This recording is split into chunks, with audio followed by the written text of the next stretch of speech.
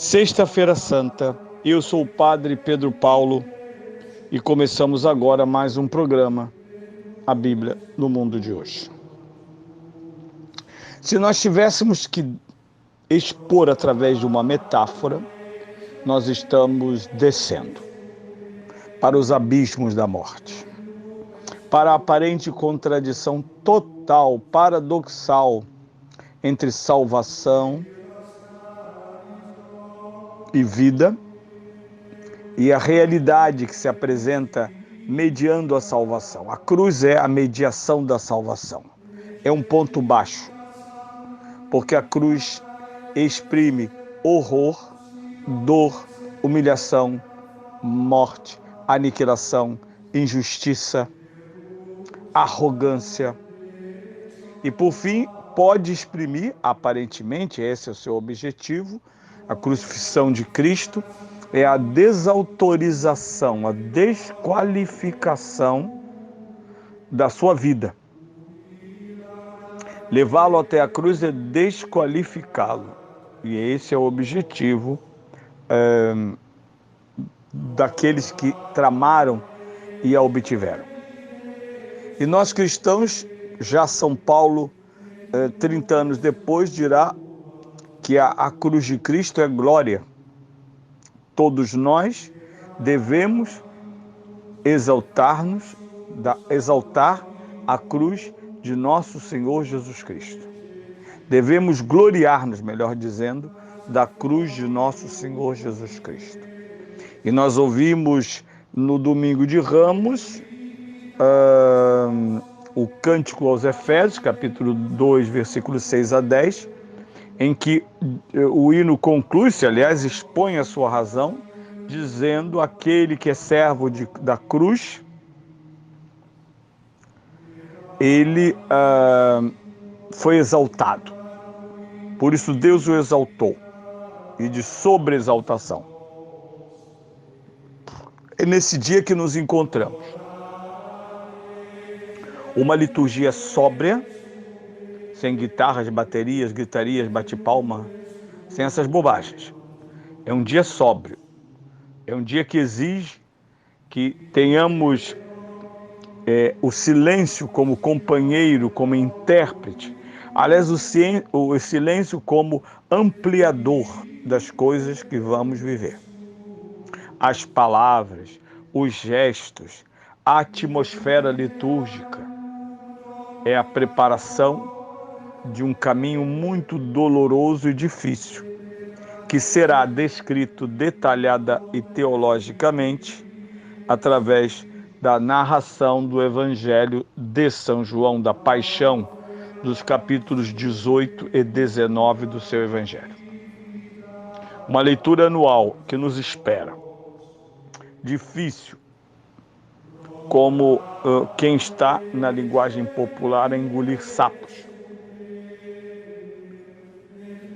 A Sexta-feira Santa não tem o tom.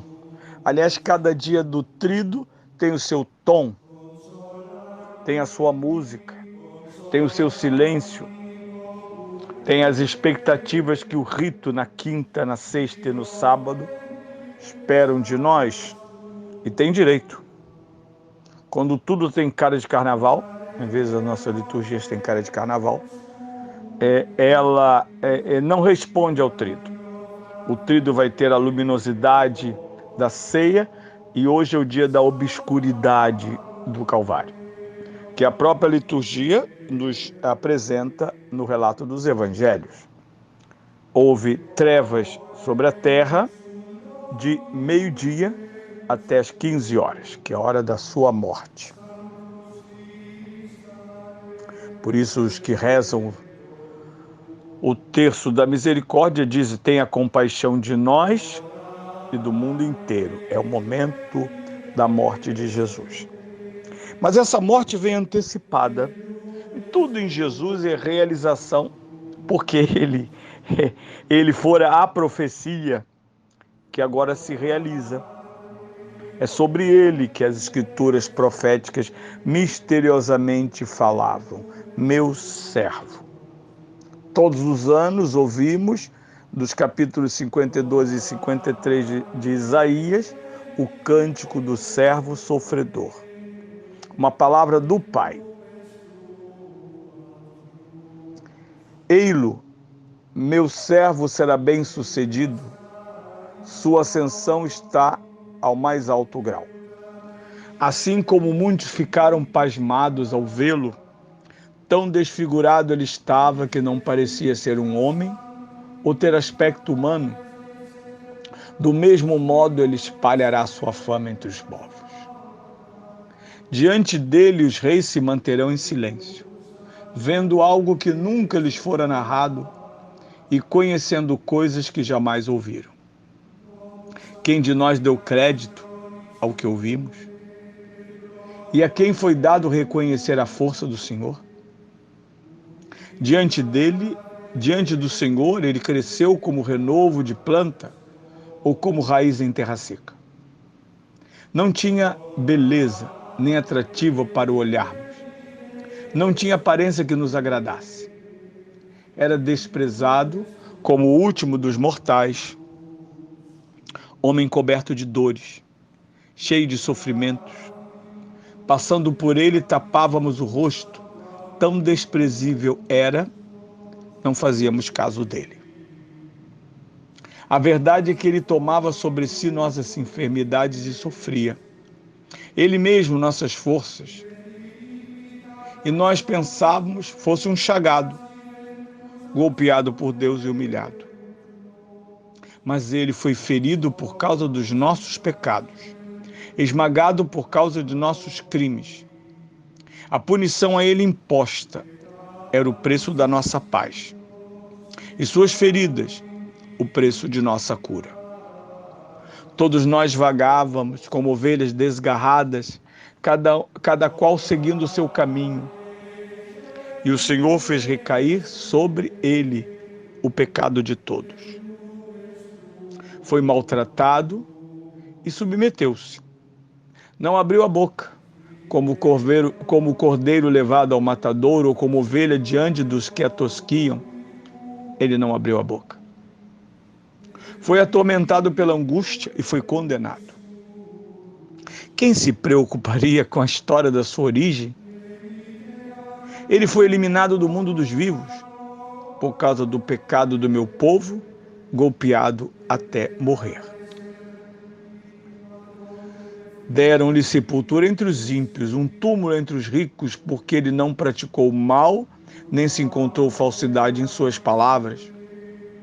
O Senhor quis macerá-lo com sofrimentos, oferecendo sua vida em expiação. Ele terá descendência duradoura e fará cumprir a vontade do Senhor. Por esta vida de sofrimento, alcançará a luz e uma ciência perfeita. Meu servo, o justo, fará justos inúmeros homens, carregando sobre si suas culpas. Por isso, compartilharei com ele as multidões, e ele repartirá suas riquezas com os valentes seguidores, pois entregou seu corpo à morte, sendo contado como um malfeitor. Ele, na verdade, resgatava o pecado de todos e intercedia a favor dos pecadores. Esse texto é esplêndido pela lucidez, pelas imagens e, sobretudo, pelo anúncio teológico. Trata-se de alguém que vai sofrer injusta paixão e morte. Trata-se de alguém profundamente rejeitado pelo presente. Trata-se mesmo de uma paixão e morte misteriosas. Os reis permanecerão em silêncio.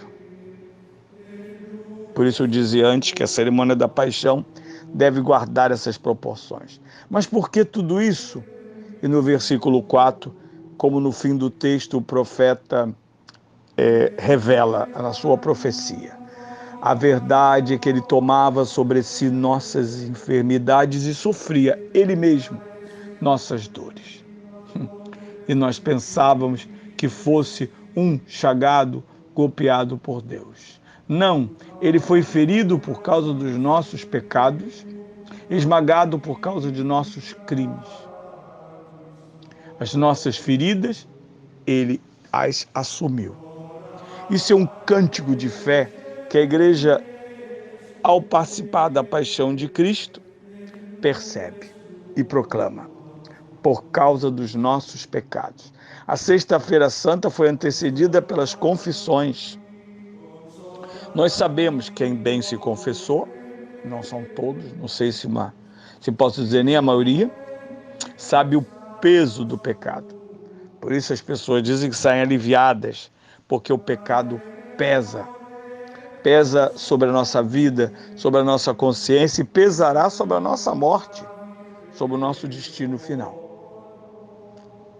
Peso esse que jamais teríamos força ou capacidade de retirar. Adão e Eva não têm a capacidade de voltar ao paraíso, do qual foram expulsos pelos próprios pés, pela insolência.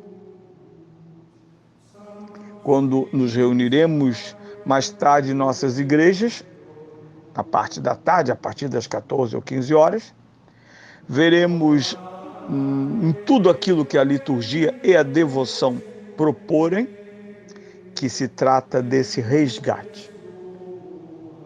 Ele está ferido por causa dos meus pecados, porque o Filho de Deus pode retirar